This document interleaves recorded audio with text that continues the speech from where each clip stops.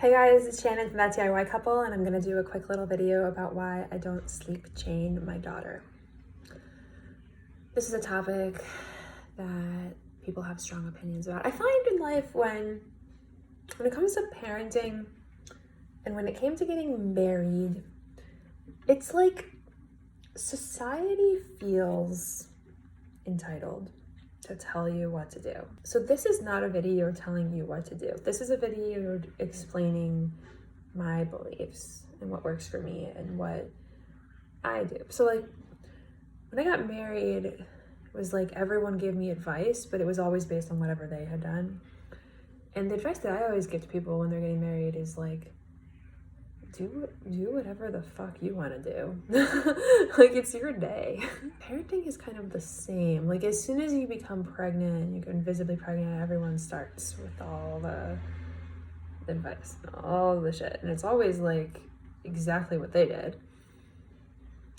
And we also tend to be like, oh, well, this is how my parents, like, this is what worked for me. Like, you know, I went to public school, so I'm going to send my kids to public school, or I went to private school, so I'm going to send my kids to private school, or like, you know, whatever, like, you feel was your story, and like, for you, you're like, I'm going to do this again. And sleep training in particular is a topic that I kind of am apprehensive about making a video about because people feel so strongly about it. In connection with Ellie's birth, I did a lot of reading about attachment theory and attachment parenting. And as a result of that reading, I learned that babies come into the world with a lot of needs that are overwhelming to them, and that the way that we respond to those needs, we have a 3-year window where they're developing their sense of how to stabilize their emotions and cope with stress and feel okay in the world and with other people. That's kind of like, babies are in the mammalian kingdom, humans are unique in that our babies are really like not fully baked. You know, like dogs are born and can walk like a few days later. You know, our babies take a long time to walk. They take a long time to be able to feed themselves. It's important to remember that like babies don't come into the world like little adults. Obviously, they take a long time to bake and develop. And one of the things that's baking and developing is their ability to regulate their own emotions and their ability to self-soothe. And so it's my belief that at 6 months old, or whenever it is that people tell you to start sleep training, babies are not ready to do that. You have to, the deal with attachment parenting and attachment theory is that you have to be kind of hyper responsive to a baby's cries. And like when the baby cries, somebody needs to go to them and be like, what's going on? I love you, everything's okay. And calm them down when their little nervous system goes crazy, because they can't really do it themselves. And it's amazing with Ellie, like when she cries and I go to her and I am calm and I am regulated because of this concept called co-regulation, which is how people respond to the energy of other people around them. I, by being calm and in control, can quiet her. And it's amazing to watch. I'll try to film it next time it happens. Like when she's upset, if I go to her and I look her in the eyes and I tell her it's okay, and I breathe and I go,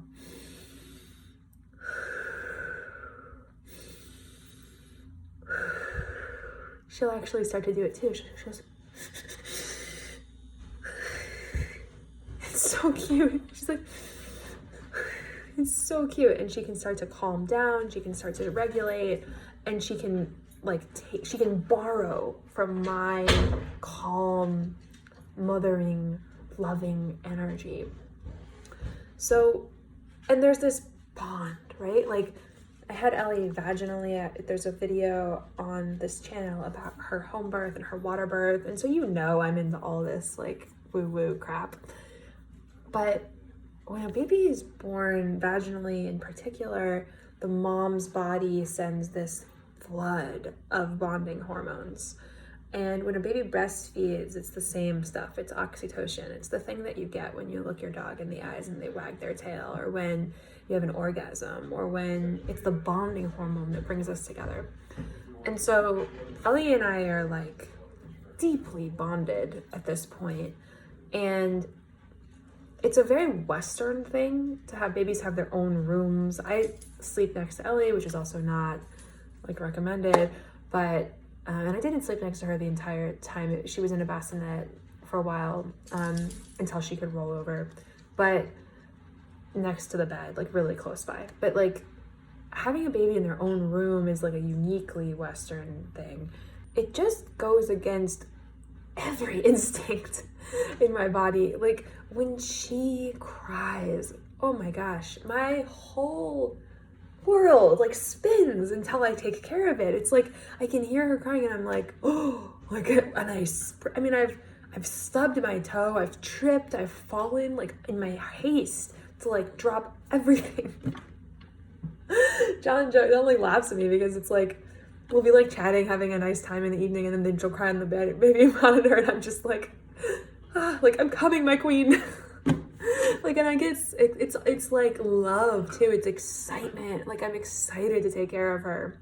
The idea of like listening to her cry for hours, sometimes people recommend, like until she just gives up and is like, oh, I guess no one's coming for me. Like I might as well just go into a catatonic state until I fall asleep. That was just not going to happen for me.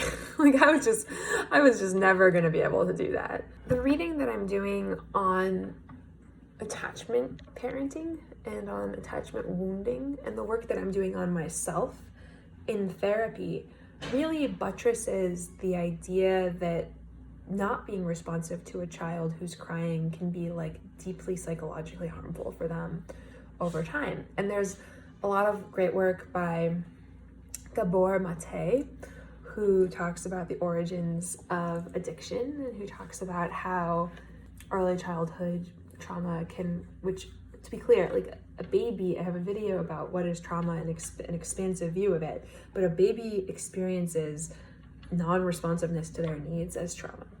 So Gabor Mate has a great video, like talk, many books about how addiction is an attempt to soothe the nervous system in times of stress and an inability to cope with early childhood trauma.